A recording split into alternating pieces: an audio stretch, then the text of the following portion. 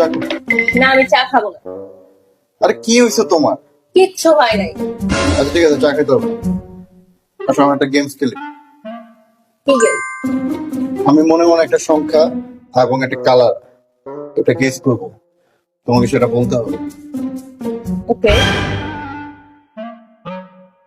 হ্যাঁ, মনে মনে সংখ্যা আর কালার দুটাই গেস করছি, এবার তুমি বলো। 15। না, 12। কালারটা বলো। নীল। না, লাল। তুমি কি সংখ্যা কি কালার গেস করছো মনে মনে, সেটা আমি কিভাবে জানতে পারবো?